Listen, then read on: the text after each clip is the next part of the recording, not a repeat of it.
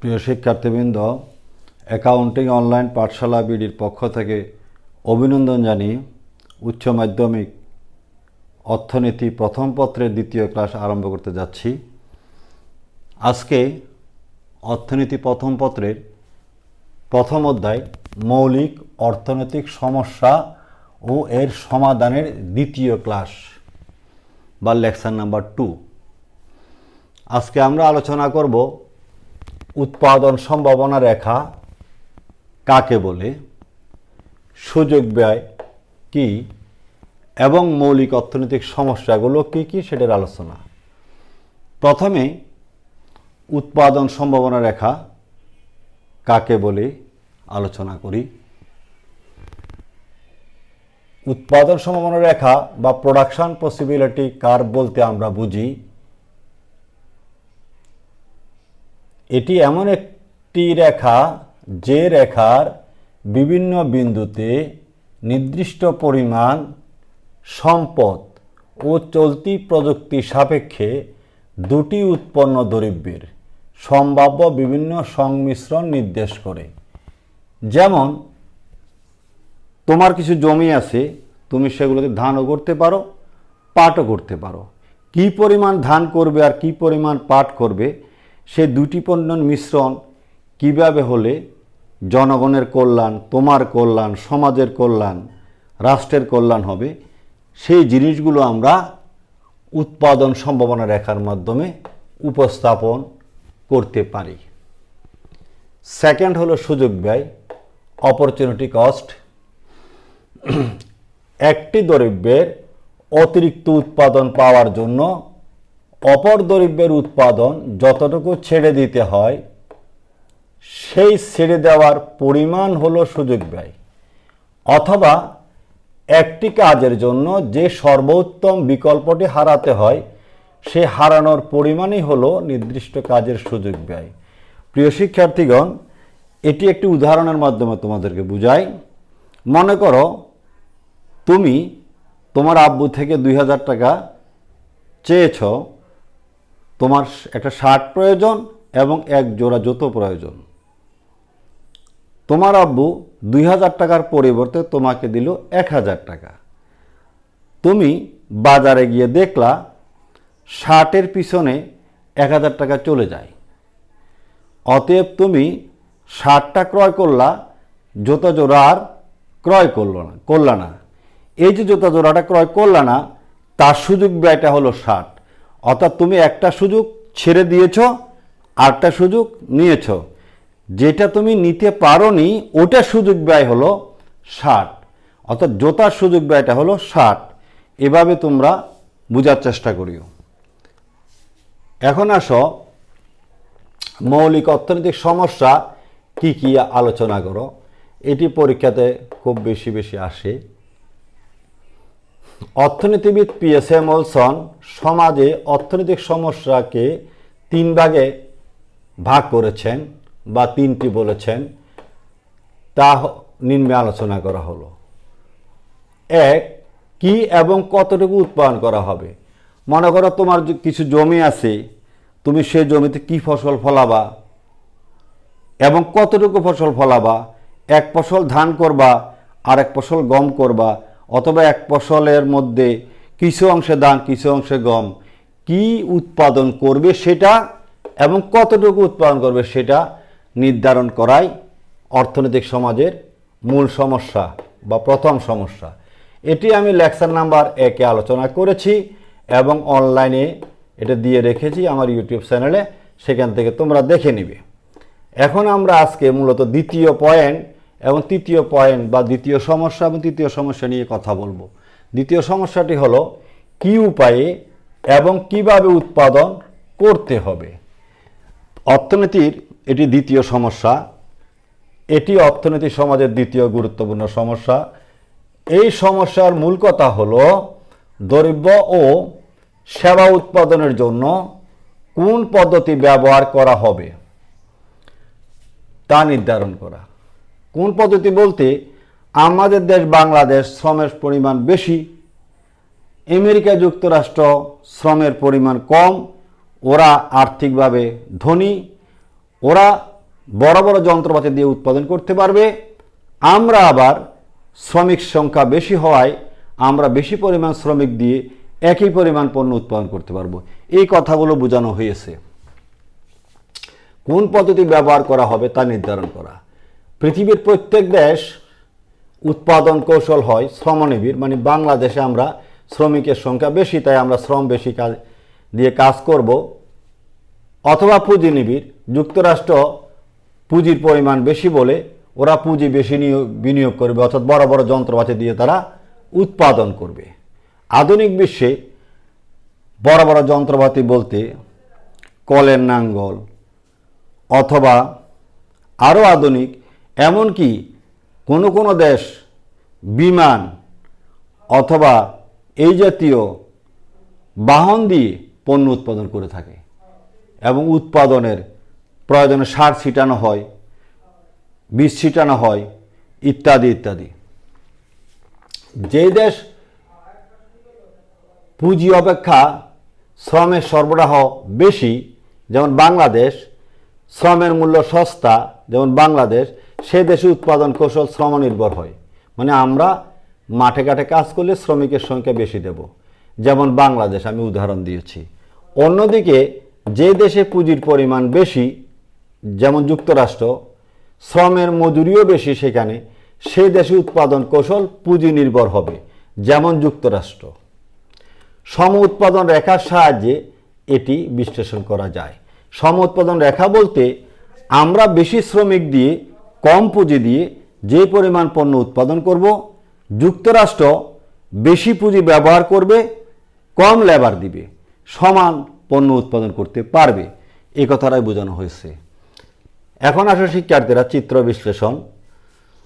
প্রথমে অঙ্কন করবা ভূমি অক্ষ, ও এল, এল মানে লেবার, ও কে, এটির কে মানে ক্যাপিটাল অর্থনীতির ভাষায়। ভূমি অক্ষে বা ও এল অক্ষে শ্রমিক বোঝানো হয়েছে, যেমন শ্রমনির্ভর বাংলাদেশের কথা বলা হয়েছে। লম্ব অক্ষে পুঁজি নির্ভর বা যুক্তরাষ্ট্রের কথা বলা হইতেছে। এখানে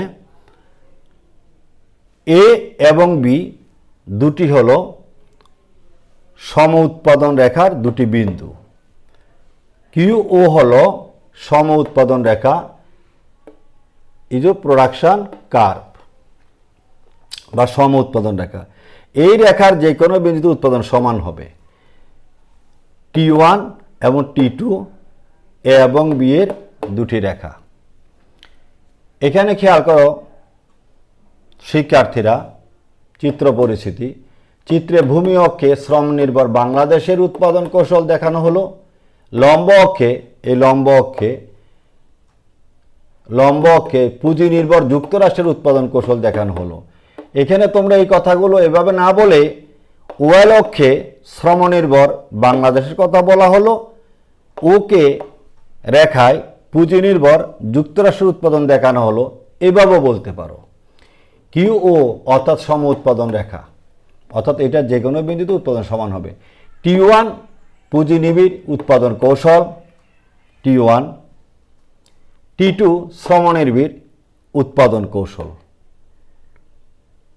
T1 equal to K1 divided by L1 greater than 1, T2 equal to K2 divided by L2 less than 1। এগুলো খেয়াল রাখতে হবে। চিত্র বিশ্লেষণ। বাংলাদেশ মধ্যবিত্ত দেশ হওয়ায় এবং শ্রমিক বেশি থাকায় বি বিন্দুতে পণ্য উৎপাদন করবে। আমরা বাংলাদেশ তুলনামূলক গরিব বলে বি বিন্দুতে পণ্য উৎপাদন করব। যেমন বি বিন্দুতে দেখো তোমরা 3 লক্ষ জন লেবার লাগাবো আর বি বিন্দুতে পুঁজি দেব 2 কোটি টাকা।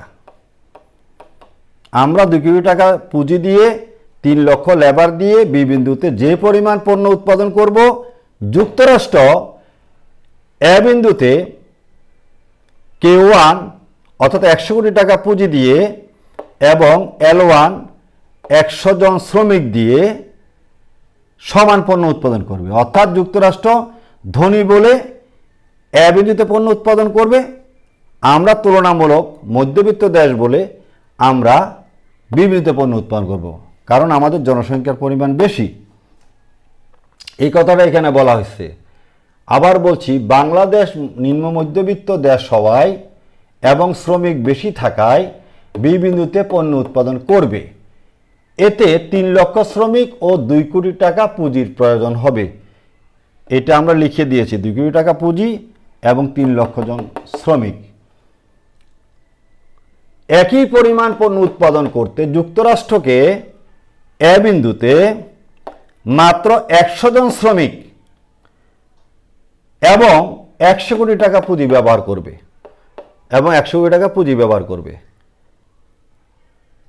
নিশ্চয় শিক্ষার্থীরা জিনিসটা ক্লিয়ার বুঝেছ। ধনীরা এ বিন্দুতে পণ্য উৎপাদন করবে, আর তুলনামূলক গরিব বা যাদের জনসংখ্যা বেশি পুঁজি কম তারা বি বিন্দুতে পণ্য উৎপাদন করবে। সেকেন্ড পয়েন্ট আলোচনা হয়ে গেল। এবার থার্ড পয়েন্টে আসো, কার জন্য উৎপাদন করতে হবে। এই যে কি এবং কতটুকু উৎপাদন করা হবে সেটা আলোচনা হলো, কি উপায়ে এবং কিভাবে উৎপাদন করা হবে সেটাও আলোচনা করা হলো। এবার উৎপাদিত পণ্য কাদের ভোগের জন্য, আমরা যে এত কষ্ট করে পণ্য উৎপাদন করব কাদের ভোগের জন্য, এটি মৌলিক অর্থনৈতিক সমস্যার তৃতীয় গুরুত্বপূর্ণ সিদ্ধান্ত। সমাজের শ্রেণীবিভাগ অনুসারে দ্রব্যের উৎপাদনের মধ্যে শ্রেণী বিভাজনের প্রয়োজন দেখা দেয়। অর্থাৎ প্রত্যেকটা সমাজে ধনী গোষ্ঠীও আছে, তুলনামূলক গরিবও আছে। যুক্তরাষ্ট্রে বেশিরভাগ লোক তুলনামূলক ধনী, আমাদের বাংলাদেশে বেশিরভাগ লোক তুলনামূলক নিম্ন মধ্যবিত্ত। সেই কথাটা এখানে বোঝানো হয়েছে। মানুষের ক্রয় ক্ষমতার বিষয়টিও এর সাথে বিবেচনা করা প্রয়োজন। সবার ক্রয় ক্ষমতা সমান নয়, যাদের আয় কম তারা কম দামি পণ্য ব্যবহার করতে চাইবে। উৎপাদন সম্ভাবনা রেখার সাহায্যে বিষয়টি বোঝানো হলো। এবার আসো চিত্র। ভূমি অক্ষে ধনিক শ্রেণীর পণ্য বা যুক্তরাষ্ট্রের পণ্য উৎপাদন দেখানো হলো, লম্ব অক্ষে গরিব শ্রেণীর পণ্য বা ওয়াই অক্ষে গরিব শ্রেণীর পণ্য বা বাংলাদেশের পণ্য উৎপাদন দেখানো হলো। এফ হলো উৎপাদন সম্ভাবনা রেখা বা প্রোডাকশন পসিবিলিটি কার্ভ রেখা। এখন যদি আমাদের বাংলাদেশের লোকেরা উৎপাদন করে আমাদের দেশের ব্যবহারের জন্য, তাহলে আমরা এই পাশটাতে যাব, অর্থাৎ আমরা পি বিন্দুতে পণ্য উৎপাদন করব। তখন দেখা যাবে ও ওয়াই 1 পরিমাণ ওয়াই দ্রব্য উৎপাদন করব, আর ও x1 পরিমাণ আমরা এক্স দ্রব্য উৎপাদন করব। আর যুক্তরাষ্ট্র বা ধনী দেশের জন্য যদি পণ্য উৎপাদন করি, তখন আর বিন্দুতে পণ্য উৎপাদন হবে ও y2 পরিমাণ ওয়াই দ্রব্য ও x2 পরিমাণ এক্স দ্রব্য উৎপাদিত হবে। তবে জি বিন্দু এটা আমাদের রেঞ্জের বাইরে, সেখানে আমরা উৎপাদনে যাব না। আর এই বিন্দুতে কাম্য উৎপাদন হবে না, এটি আমি প্রথম ক্লাসে তোমাদেরকে আলোচনা করেছি। এবার আসো চিত্র পরিচিতি। ভূমি অক্ষে যুক্তরাষ্ট্রের লোকের পণ্য ও লম্ব অক্ষে বাংলাদেশের লোকের পণ্য উৎপাদন দেখানো হলো। ভূমি অক্ষে যুক্তরাষ্ট্রের, লম্ব অক্ষে বাংলাদেশের। এ এফ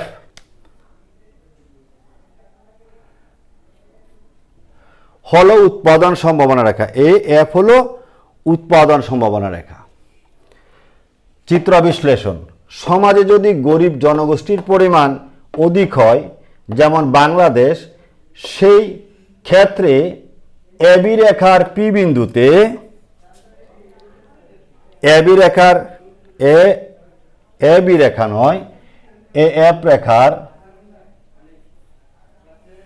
পি বিন্দুতে পণ্য উৎপাদন করা হবে। আর সমাজ যদি ধনিক শ্রেণীর জনগোষ্ঠী অধিক হয়, যেমন যুক্তরাষ্ট্র, তখন এ এফ রেখার আর বিন্দুতে পণ্য উৎপাদনের সিদ্ধান্ত গ্রহণ করা হবে। পি বিন্দুতে অধিক ওয়াই দ্রব্য, পি বিন্দুতে অধিক ওয়াই দ্রব্য এবং আর বিন্দুতে অধিক এক্স দ্রব্য, আর বিন্দুতে এক্স দ্রব্য, এই পাঁচটা বেশি উৎপাদিত হয়। কোন বিন্দুতে উৎপাদন করা হবে তা নির্ভর করে সেই দেশের জনসংখ্যার শ্রেণী কাঠামোর উপর। যদি ধনিক লোক হয় ওরা একটু দামি জিনিস খরিদ করবে, সেজন্য সেই হিসাবে পণ্য উৎপাদন হবে। আর যদি গরিব দেশের ভোগের বেশি প্রয়োজন হয় তাহলে কম দামি পণ্যগুলো উৎপাদন হবে। তোমাদেরকে এগুলো খেয়াল রাখতে হবে।